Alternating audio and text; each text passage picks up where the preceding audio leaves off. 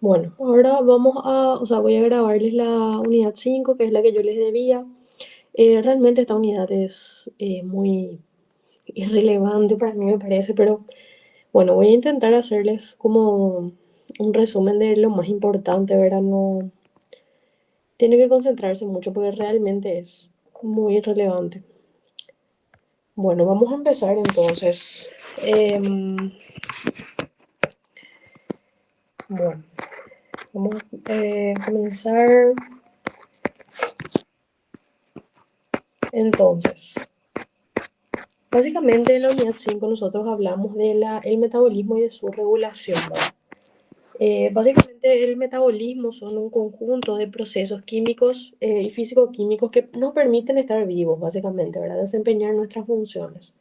El metabolismo tiene varios roles y abarca varios conceptos. Por ejemplo, se pueden clasificar según su rol en los organismos, ¿verdad? Si es un metabolismo primario, secundario, su dirección, si va hacia el catabolismo, hacia la destrucción o hacia la construcción, por ejemplo. Si son específicos, si es una vía metabólica exclusiva de hidrato de carbono, exclusiva de lípidos, si el organismo es microbiano, vegetal, humano, ¿verdad? No, no solamente los animales y los mamíferos tenemos metabolismo, ¿verdad? Todos tenemos metabolismo y vías metabólicas. Y en las condiciones en las que puede ocurrir, ¿verdad? Si es un metabolismo aeróbico o anaeróbico. Entonces, el metabolismo primario sería un conjunto de procesos que ocurren en la gran mayoría de los organismos, o sea, que son universales. Por ejemplo, la glicólisis, ¿verdad? Satisface necesidades muy fundamentales, muy básicas, y van a utilizar vías metabólicas que son comunes en la mayoría de los organismos, ¿verdad? Por ejemplo, la glicólisis, que nosotros ya le conocemos, la beta-oxidación, eso, la replicación del ADN, por ejemplo, eso tiene que ocurrir en la mayoría de los seres vivos, y no son en todos, ¿verdad? Bueno, y el metabolismo secundario es específico de solamente algunos organismos. Puede llegar a ser específico de una especie, por ejemplo. Y más bien satisface necesidades específicas de los organismos que están vinculados a su comunicación interna o a su relación con el entorno y con otros individuos.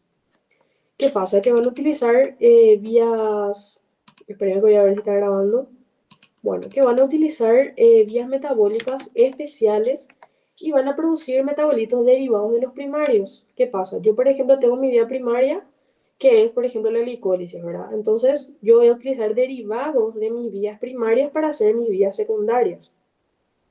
Por ejemplo, glucosa, aminoácidos, y ellos son los metabolitos secundarios, ¿verdad? Los derivados, que son, por ejemplo, las hormonas, los neurotransmisores.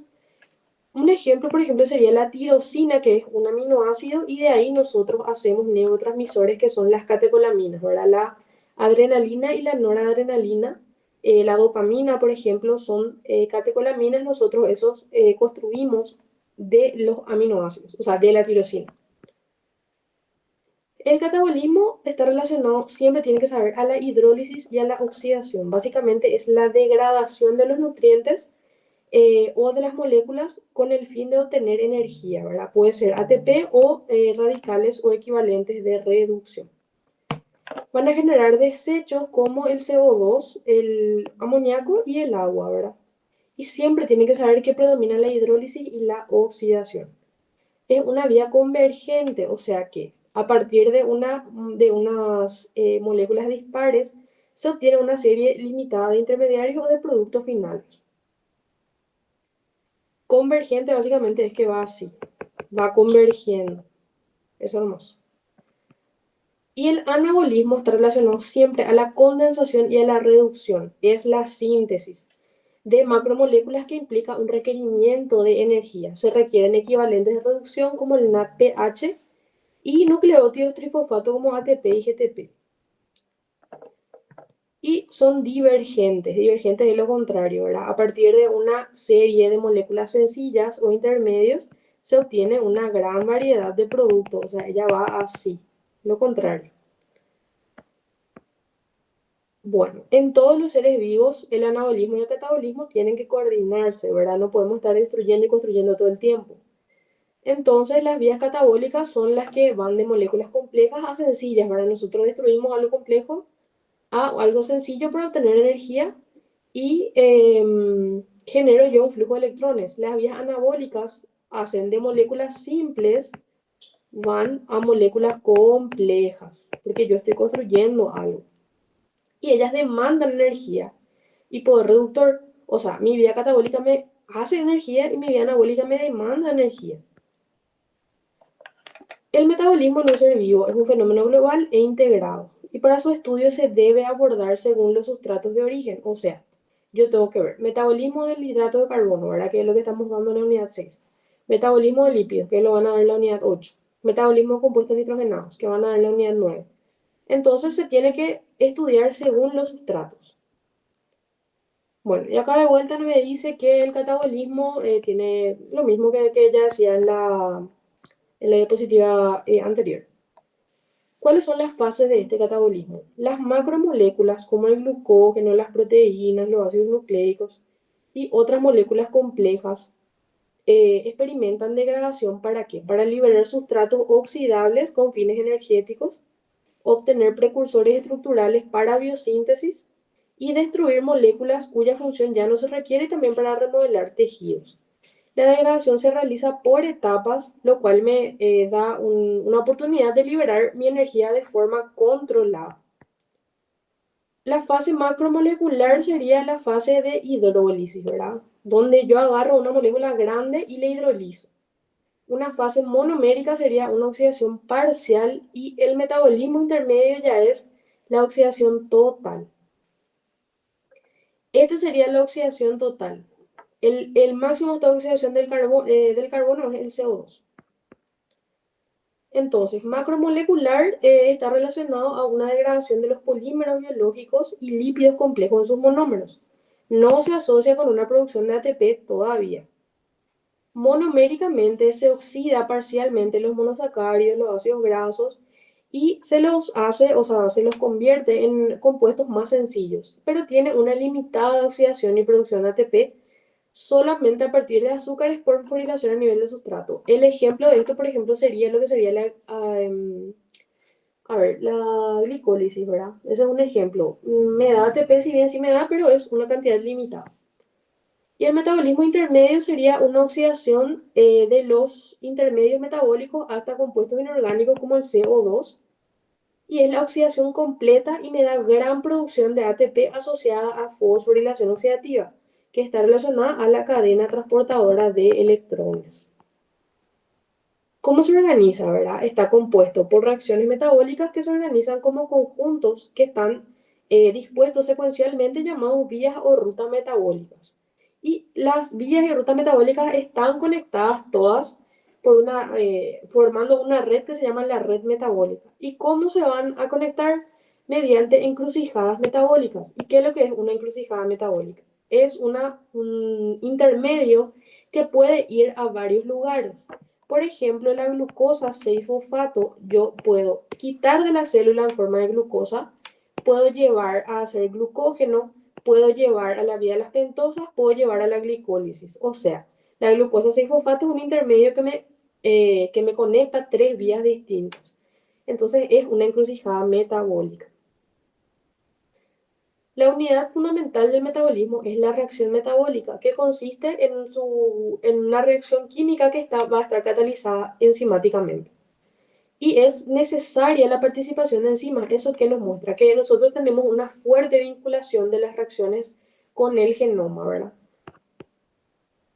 La unidad fundamental, bueno, eso ya repetía, ¿verdad? Y la reacción metabólica tiene que ser descrita. ¿Cómo se tiene que describir? ¿Cuál es el tipo de reacción? Si es una isomerización, si es una reducción, una hidratación, una deshidratación. ¿Cuál es el sustrato? ¿Cuál es el producto? ¿Cuál es la enzima que cataliza? ¿Y cuál es su propiedad? O sea, si es una enzima traslocasa, una enzima oxidorreductasa. ¿Cuál es su cofactor enzimático? Si es requerido, algunos cofactores pueden ser, por ejemplo, la biotina o el TPP. ¿Cuál es la delta G de la reacción? Si es una delta G negativa o positiva, y dónde se localiza. Las vías metabólicas pueden ser lineales, divergentes, convergentes, circulares o en espiral.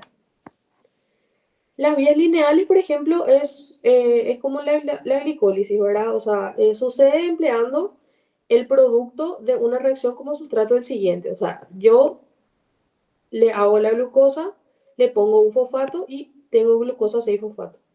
Este es este va a ser el sustrato de este, o sea, utiliza el producto de la reacción anterior como sustrato para la reacción siguiente y no tiene que agregar otros carbonos. De tipo divergente sería que de una reacción o de un conjunto de ellas se genera una encrucijada metabólica que puede ir a varias vías y generar varias cosas. Acá, por ejemplo, nos dice síntesis de nucleótidos de purina y síntesis hormonal esteroidea. Ustedes todavía no vieron eso. Eso puede ser la glucosa 6-fosfato. O sea, directamente me puede ir puede irme a la glicólisis, puede irme a la vía de las pentosas, puede formar una TH, o sea, puede ir a muchos lados. Y bueno, esto por ejemplo realmente todavía no es hora que ustedes sepan. Pueden mirar más bien que del colesterol se pueden obtener varias hormonas. Es un ejemplo nada más. Convergente es, bueno, que de varios precursores se generan metabolitos de mayor tamaño, ¿verdad? O sea, se van juntando para formar un solo producto. Como la síntesis del hemo, ¿verdad? Que, miren, de todos estos precursores se forma el hemo. La vía circular es como el ciclo de Krebs, ¿verdad? Transforman sustratos en una secuencia cerrada y se producen siempre las mismas reacciones sobre los mismos sustratos. Y las vías tipo en espiral, ustedes todavía no vieron, pero básicamente son conjuntos en las que las enzimas transforman los sustratos a través del mismo tipo de reacciones que se repiten en cada ciclo, pero sobre sustratos similares, pero son de diferente tamaño. Por ejemplo, esto es la beta-oxidación. En realidad, ustedes todavía no van a dar esto, ¿verdad? Pero vean que acá nosotros tenemos un sustrato que tiene 1, 2, 3, 4, 5 carbonos, ¿verdad? Y luego acá va a perder carbonos y como que acá le sale un acetil-CoA, perdido 2 carbonos, y esto va a volver a entrar a la vía. O sea, está cortado en 2 carbonos. Este perdió 2 carbonos y sigue entrando a la vía y le sigue pasando eso. ¿Se entiende? O sea, por eso le pasan las mismas reacciones sobre sustratos similares pero de diferente tamaño. ¿Qué es el paso comprometido? El paso comprometido sería el punto de no retorno. Significa llegar a un punto que yo no puedo más sacar mi sustrato y llevar a otra vía. O sea, es la primera reacción irreversible catalizada enzimáticamente y propia de una vía metabólica.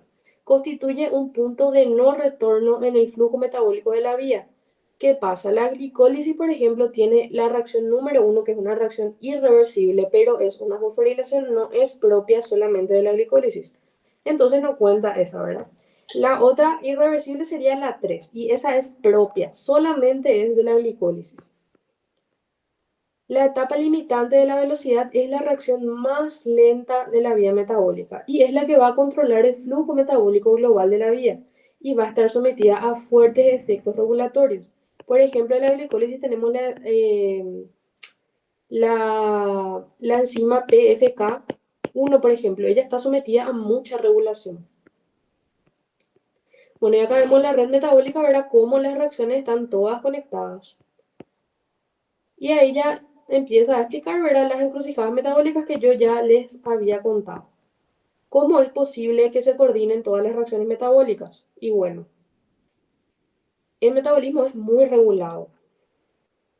La regulación metabólica consiste en adaptar el flujo metabólico en respuesta a señales internas, a carga energética, a disponibilidad de nutrientes.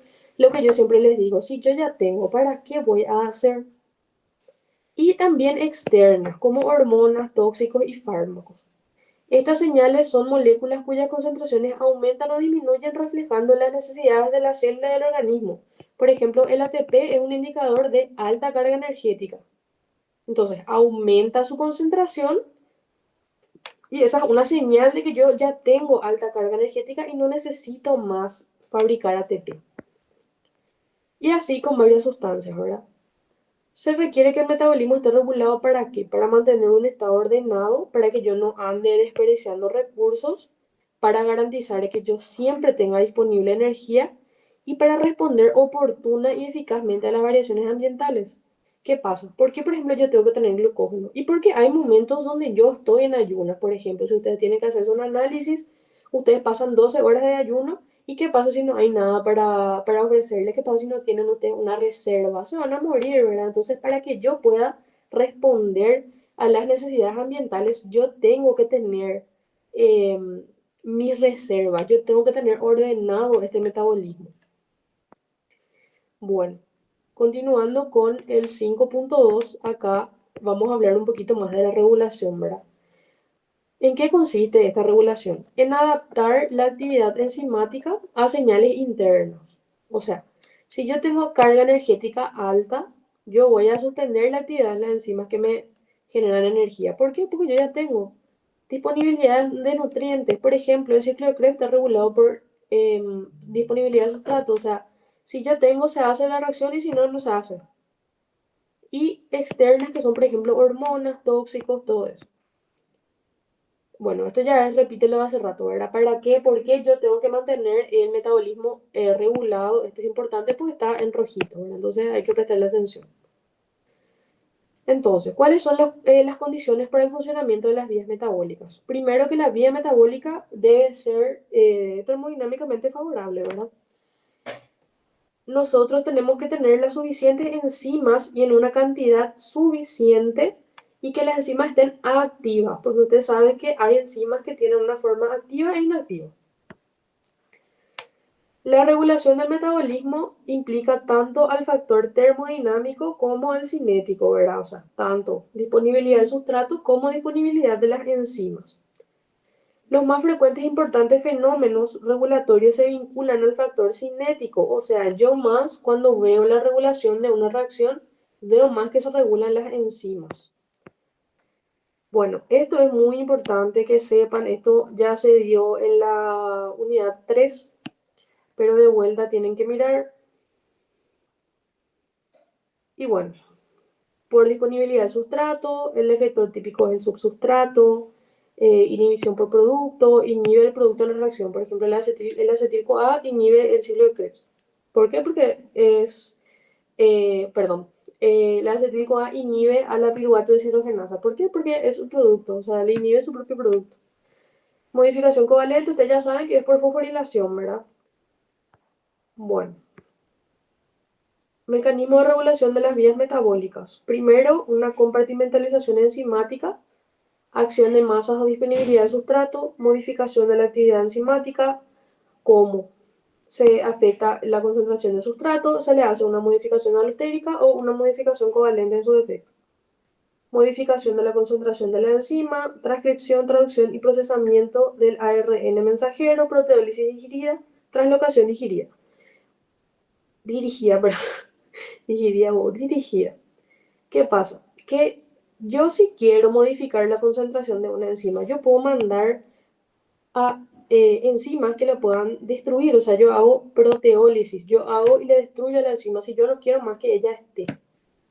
O translocación dirigida, si yo necesito que mi enzima esté en otro lado, entonces yo le muevo nomás del lugar. Básicamente a eso se refiere.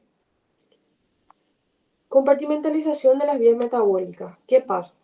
Las reacciones ocurren donde se encuentran las enzimas que la catalizan, ¿verdad? Por ejemplo, los eritrocitos no van a oxidar ácidos grasos ni piruvato porque ellos no tienen las enzimas necesarias, ellos no tienen mitocondrias. La síntesis de los ácidos grasos, por ejemplo, ocurre en el citosol y se degrada en la mitocondria. Y si yo no tengo mitocondria, ¿cómo voy a hacer? Bueno, puede afectar tanto al factor cinético como al factor termodinámico. El factor cinético es si los sustratos y sus intermediarios están presentes, pero falta la enzima o falta su cofactor, entonces no se hace. Factor termodinámico. Las enzimas están presentes, pero yo no tengo mi sustrato. Puede ser fisiológicamente o patológico, ¿verdad? Obviamente si yo no tengo, qué sé yo, no tengo ácidos grasos, eso no es algo normal, no es algo fisiológico. Entonces, esto es importante saber dónde ocurre cada cosa, ¿verdad? Por ejemplo, el ciclo de Krebs en la mitocondria, en el citosol ocurre la glicólisis, la gluconogénesis, eso tienen que saber. Esto es importante que sepan. Y de vuelta, ¿verdad? Esto ya había salido en la unidad 1, si no me equivoco, pero de vuelta tienen que saber. ¿Cuál es la regulación por acción de masas? Todas las reacciones, independientemente de su catálisis, van a estar influenciadas en su desplazamiento por la concentración de los reactantes. Las reacciones reversibles se desplazan en función de las concentraciones de reactivos y productos, ¿verdad? Eso es algo de cinética química, que se desplaza hacia la reacción favorable. La disponibilidad de sustratos hacen que prevalezcan reacciones en un sentido u otro. O sea, si yo tengo mucho producto, se desplaza hacia los reactivos. Si yo tengo mucho reactivo, se desplaza hacia los productos. Las reacciones con valores muy altos de KQ se encontrarán desplazadas hacia los productos y serán irreversibles. La regulación por acción de masa está gobernada por la KQ y la concentración de los reactantes. Afecta a todas las reacciones, o sea, es inespecífico, es inmediato y su efecto es de muy corta duración. Y afecta particularmente a las reacciones reversibles. ¿Por qué? Porque la reacción irreversible tiene una KQ muy alta y ya está totalmente desplazada hacia los productos. Bueno, y acá algunos ejemplos. Regulación por acción de masas en vías divergentes. El destino a un intermedio está condicionado termodinámicamente por la KQ de las reacciones que lo consumen. Si la concentración de glucosa es baja, su destino preferente va a ser la reacción con mayor KQ, o sea, va hacia el lugar donde más le estira básicamente. ¿Qué me va a estirar más? ¿Una reacción que ocurre apenitas o una reacción que es súper favorable y sí o sí tiene que ocurrir y tiene luego una KQ y es luego irreversible? Y bueno, y me va a estirar la última, ¿por qué? Porque es más favorable para mí. Entonces, si yo tengo poquita glucosa, y bueno, yo me voy a ir hacia donde más me estire. O sea, por ejemplo, un ejemplo acá, ponerle que acá sea la glicólisis y acá sea la vía de las pentosas fosfato. Y bueno, mi glucosa y fosfato se va a ir a la glicólisis y tiene mayor KQ. Regulación por modificación de la actividad enzimática. Es el tipo más común de regulación que afecta a las reacciones y a las vías metabólicas y puede darse de diferentes maneras. Primero, por efecto de concentración del sustrato, modificación estructural, alostérico covalente, eso ya nosotros vimos. Efecto de la concentración del sustrato. Básicamente es la relación entre la concentración del sustrato y la Km. Si dos enzimas emplean el mismo sustrato, aquella con menor Km tendrá más actividad. ¿Por qué? Porque ella es más afín al sustrato, entonces va a captarle con mayor facilidad. A eso se refiere. La concentración del sustrato es un factor importante en la regulación de las vías divergentes. Un intermedio común es sustrato de dos enzimas diferentes. Y claro, por ejemplo, la glucosa 6-fosfato de vuelta es sustrato de muchísimas enzimas. Pero ¿qué pasa? Si tiene una baja concentración, siempre se va a favorecer a la que tiene menor Km. ¿Por qué? Porque tiene mayor afinidad. Y la que tiene menor afinidad y mayor Km solamente va a ocurrir a alta concentración. Y sí, porque ahí recién yo me puedo permitir captarle, ¿verdad? Porque si yo tengo muy baja afinidad, no le voy a captar fácilmente. ¿Qué son las isoenzimas? Básicamente son enzimas que cumplen la misma función, pero pueden estar, por ejemplo, en lugares diferentes o pueden tener lugares diferentes, nombres diferentes, pero cumplen la misma función. Básicamente son enzimas que son iguales en función. Suelen tener diferentes valores de Km, mostrando diferencias de afinidad por sustratos o productos en la misma reacción. En el corazón, por ejemplo, la LDH, la lactato deshidrogenasa, tiene menor Km para lactato, o sea, es más afín al lactato, y predomina el paso de lactato a piruvato. En el músculo esquelético ocurre lo contrario. La regulación por la modificación estructural de la enzima, ¿verdad? Los efectores alostéricos, por ejemplo, pueden afectar la Km de las enzimas. Los activadores, bueno, van a disminuir su Km. ¿Por qué? Pues le van a ser más afín y va a predominar el paso de la forma tensa a relajada. Si son inhibidores, claramente aumentan su Km y le hacen que se convierta en la forma tensa. Y una modificación covalente, sí o sí tiene que llevar a cabo otra enzima, ¿verdad? Nosotros le conocemos a la pKa y la fosfoproteína que la pKa es la que se encarga de ponerle el fosfato y la fosfatasa de quitarle. Y puede ser irreversible, o sea, por proteólisis parcial. Básicamente yo tengo una enzima que tiene su cadena de aminoácidos, ¿verdad? Porque no dejan de ser proteínas. Y yo le quito parcialmente una porción de su cadena, entonces yo ahí le desactivé. Pero ¿qué pasa? Yo no puedo volver a unir, eso es algo irreversible. Pero si yo, por ejemplo, le pongo fosfato, yo le puedo volver a quitar por otra enzima. Yo le pongo por la pKa y le quito por la fosfoproteína fosfatasa. Entonces, es reversible. Regulación por modificación alostérica. El efecto modulador se instala rápidamente y es poco específico. Una misma especie puede regular muchas enzimas, por ejemplo, el calcio regula la pH, regula algunas enzimas del ciclo de Krebs. El efecto es de corta duración y está determinado por este equilibrio. La enzima experimenta cambios conformacionales que afectan su afinidad por el sustrato. La mayoría de las enzimas alostéricas son oligoméricas y muestran cooperatividad. ¿Qué significaba que demostraba cooperatividad? Que les pongo el ejemplo de la hemoglobina, por ejemplo, expresa cooperatividad. Eso significa que para que entre el primer oxígeno, básicamente que tiene una conformación tensa y relajada. Cuando está en la forma tensa es difícil que se una a su sustrato, pero una vez que se empieza a unir, ya se vuelve, transiciona a su forma relajada y ella es más fácil que se pueda unir a su sustrato. Los reguladores alostéricos ascendentes o reguladores a la alta son activadores y ellos pueden reducir la Km, aumentar la Vmax o ambos parámetros. O sea, que le pueden hacer más afín a su sustrato. Y reguladores a la baja se llaman inhibidores. Pueden aumentar la Km, reducir la Vmax o ambos parámetros también. Básicamente pueden disminuir la afinidad. Regulación por modificación covalente es un proceso de respuesta rápida. ¿Por qué? Porque es de catálisis enzimática y las enzimas son súper rápidas. Es específico de la enzima blanco.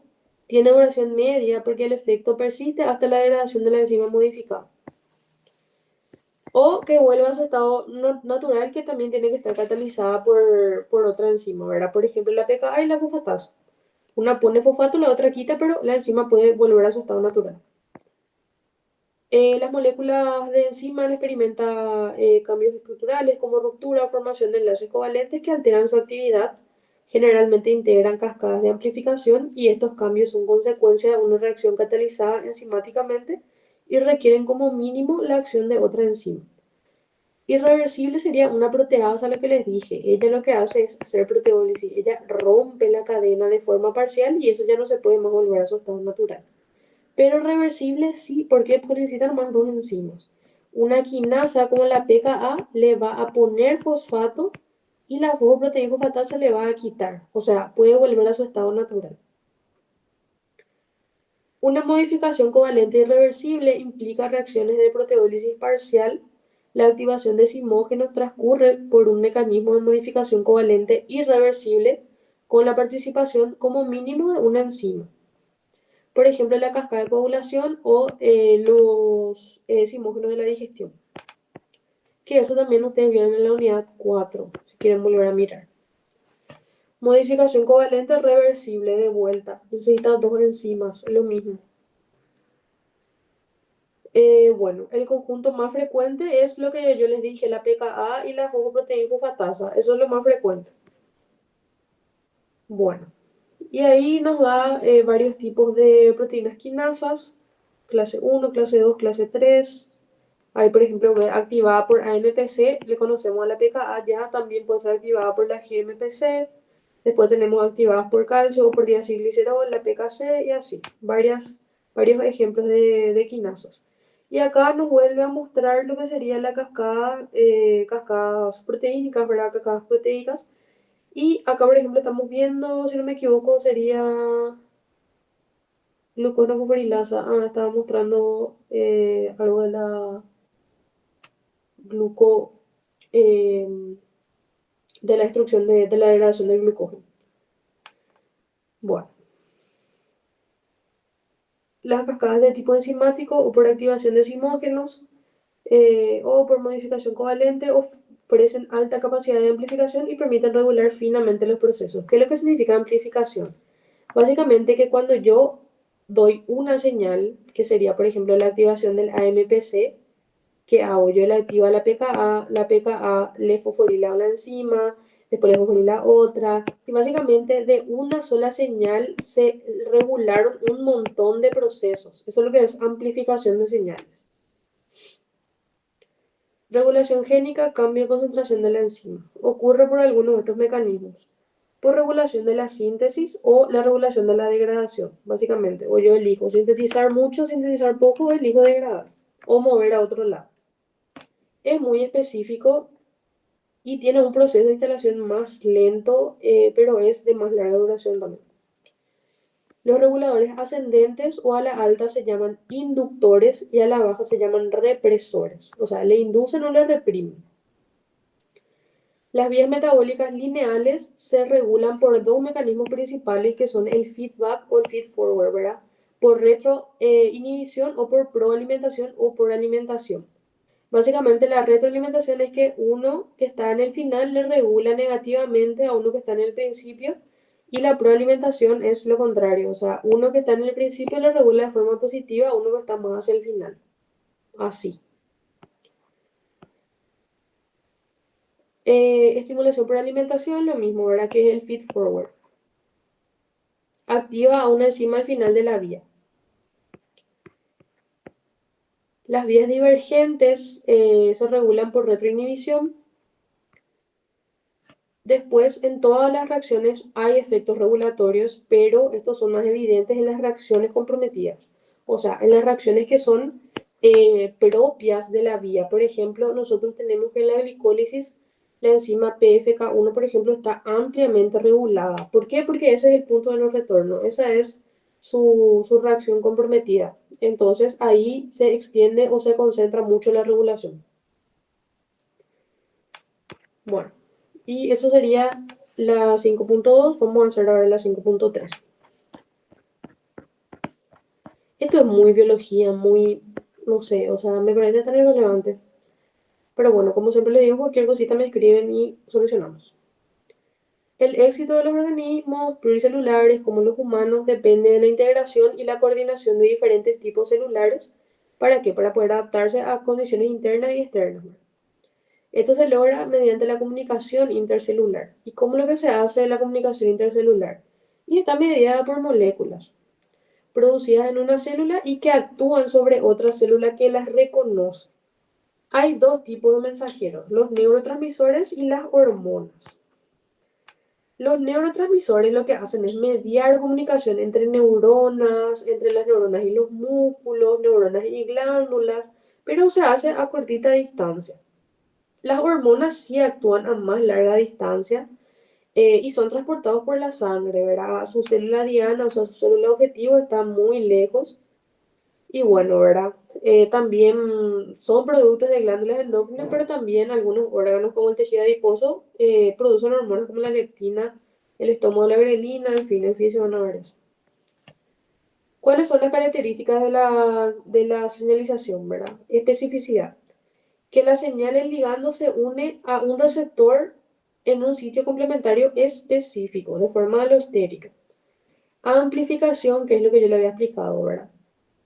Una cascada amplifica una solita señal. O sea, yo le activo el AMPC y este me activa 50.000 cosas. Y eso es lo que es la amplificación.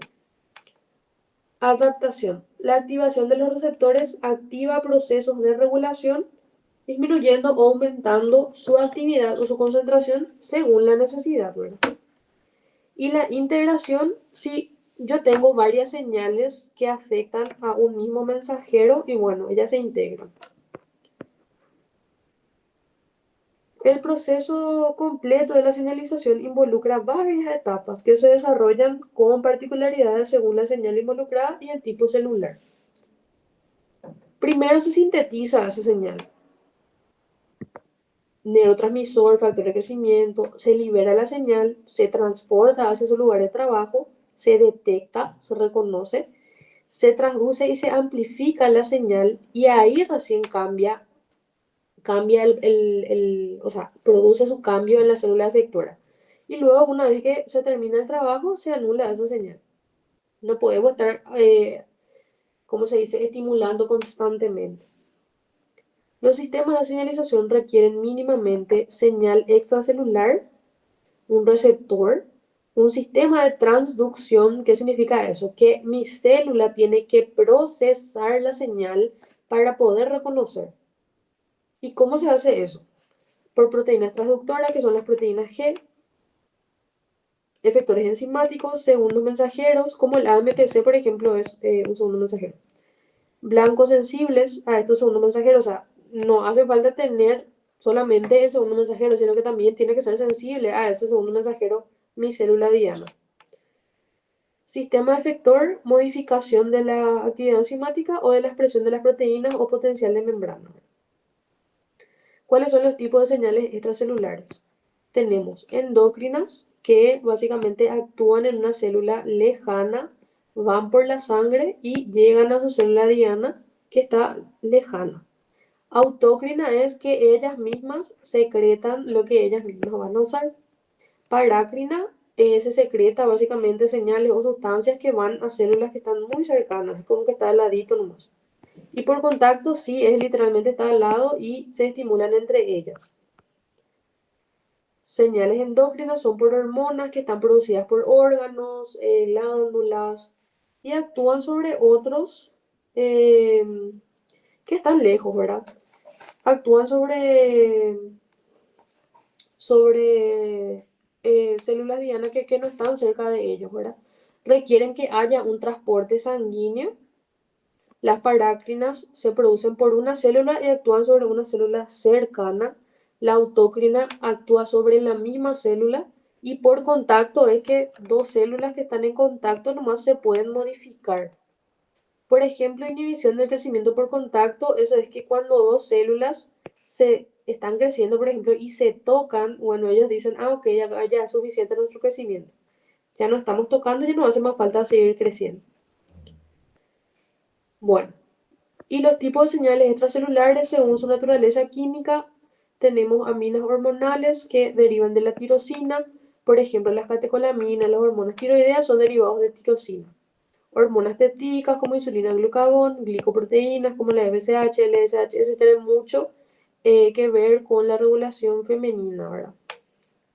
Derivados de colesterol isoprénicos como las hormonas tiroideas, la vitamina D, los derivados de ácidos grasos como los tromboxanos, los eicosanoides, doicosanoides, y los derivados de arginina como el óxido nítrico, que es un potente vasodilatador.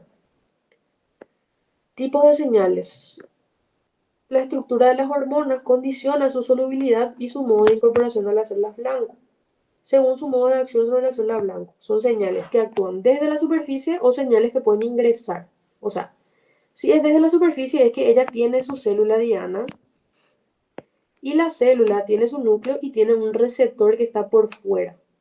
Y el receptor ahí ellos van a actuar. Sin embargo, si ellas ingresan, su receptor está adentro del núcleo, por ejemplo, y tienen que pasar por la célula, por eso tienen que penetrar, ¿verdad? Y ahí recién van a regular. Bueno, ahí da un ejemplo, ¿verdad? Y el óxido nítrico nos dice que es un gas con estructura radical libre que difunde al interior de la célula, o sea, él penetra y se une a un receptor citosólico, o sea, la célula está su receptor en el citosol y ahí entra y se une el óxido nítrico. ¿Cuáles son las etapas entonces? Tenemos la síntesis de la señal, según qué tipo de señal sea, ¿verdad? Pueden ser señales que nosotros sintetizamos en ese mismo momento, como las hormonas esteroideas, o señales que yo ya sinteticé previamente y almaceno y después libero. Por ejemplo, la insulina, yo tengo una parte que ya está sintetizada y guardada y yo sintetizo cuando necesito nomás. O sea, como, perdón, yo libero cuando necesito, yo sinteticé ya previamente. Se libera esa señal. ¿Cómo puede ser? Por difusión directa, ¿verdad? Por exocitosis, o sea, sale en una vesícula.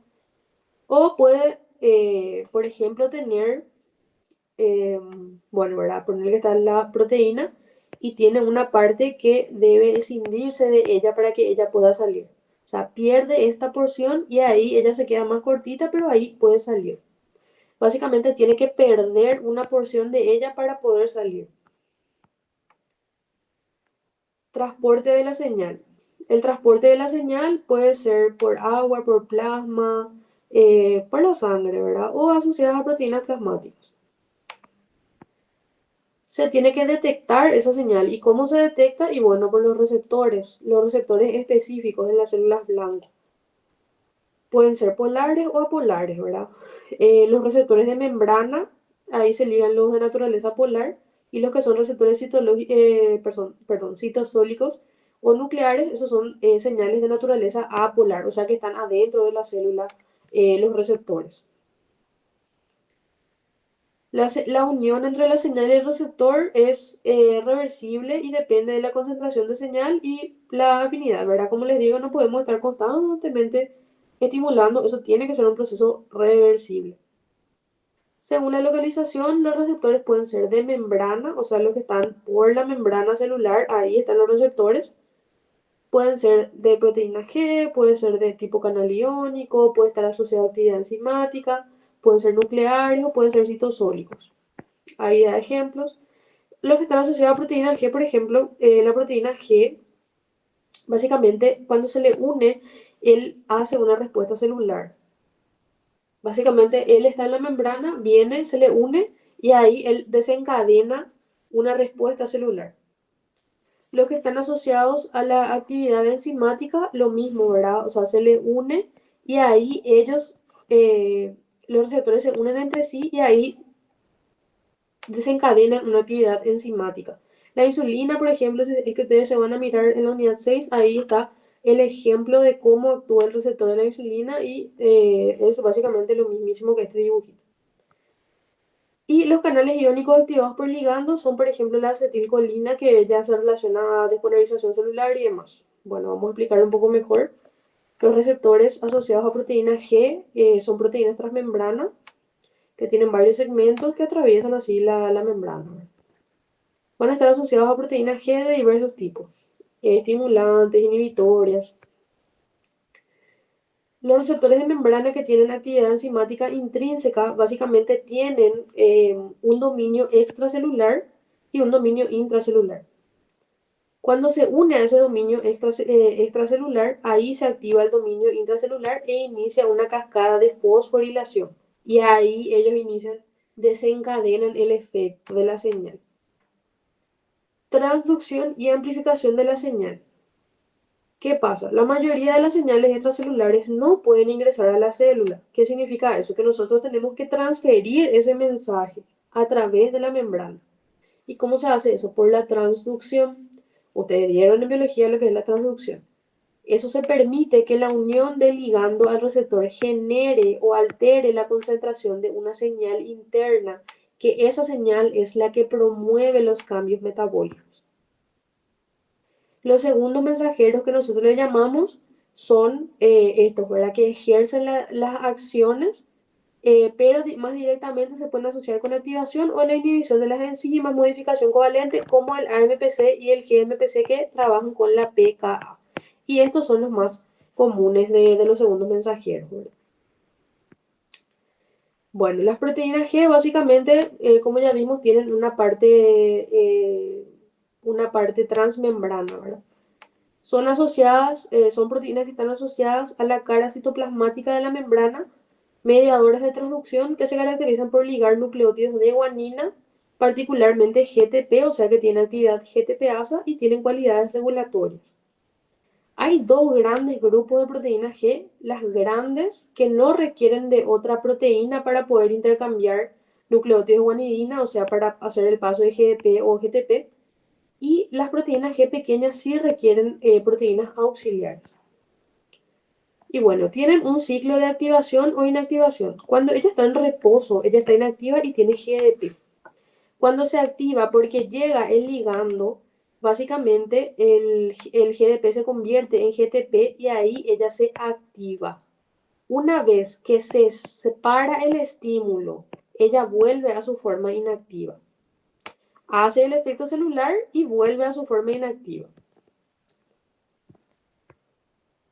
Las proteínas que son GI, como lo dice su nombre, ¿verdad? Inhiben. Y las GS activan a los efectores. Por ejemplo, la vía de la MPC, ella va a activar, ¿verdad? ¿Qué pasa? el ATP se convierte en AMPC y fosfato inorgánico. Y el AMPC le va a activar, por ejemplo, al pKa.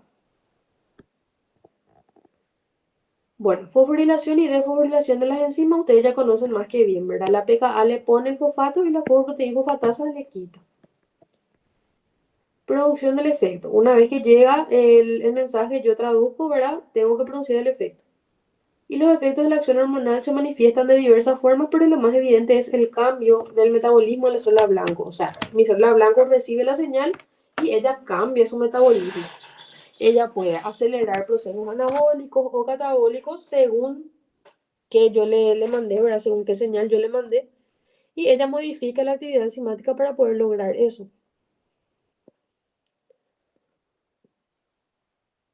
Y bueno, ¿verdad? Acá habla mucho de cuáles enzimas hacen qué cosa, ¿verdad? Así que tienen que darle una miradita. Más lo que sería para nosotros la glucógeno fosforilasa, por ejemplo, glucógeno sintasa, cosa que nosotros estamos dando ahora, ¿verdad? Claramente, lípidos, lipólisis, eso ustedes todavía no dieron, así que no se fijen tanto en eso. Bueno, alteración de potencial y de transporte de membrana. Básicamente la acetilcolina es un neurotransmisor que actúa haciendo la despolarización. O sea, es como el potencial de membrana que de toda la vida. Y una vez que nosotros hacemos el efecto, eso tiene que terminar, ¿verdad? Tiene que ser eliminada y también se eliminan por transformación enzimática o también por el riñón. O sea, nosotros orinamos las señales o los efectores que ya cumplieron su ciclo y eso nosotros lo eliminamos. Puede ser por actividad enzimática o por la orina, que sería por la vía renal, ¿verdad? Los péptidos y proteínas nosotros por hidrólisis lo eliminamos, las catecolaminas por oxidación, o sea, yo básicamente le transformo lo que sería su estructura y ahí ella deja de tener efecto. Lo mismo con los esteroides, yo le hidroxilo, le conjugo, o sea, le agrego otras sustancias, entonces cambia su estructura y deja de tener actividad. Las hormonas tiroideas, yo le quito su yodo, dejan de tener actividad. Y el hidroxicalciferol, yo por hidroxilación también, ¿verdad? O sea, le agrego un grupo OH, cambia su actividad, cambia su cadena y ahí cambia su actividad totalmente.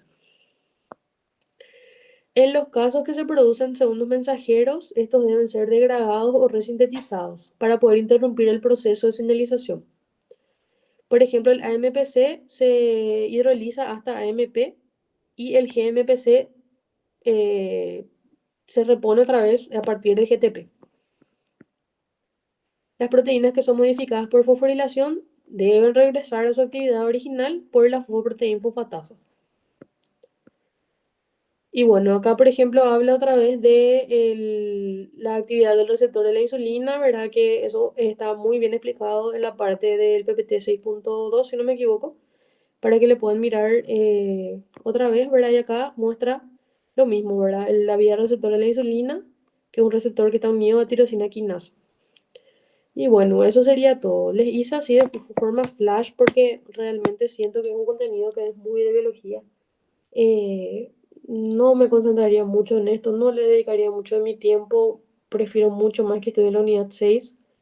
Pero bueno, ¿verdad? Siempre estoy para cualquier pregunta, consulta, duda, me escriben y aclaramos cualquier punto que no se entendió. Esta parte del receptor de insulina, por ejemplo, tienen que saber muy bien porque mencionó 58 veces, entonces eso está mucho mejor explicado en lo que sería el PPT 6.3 o 6.2, uno de esos dos, no me acuerdo muy bien. Así que bueno, cualquier duda o consulta me avisan, me escriben y yo estoy para ustedes.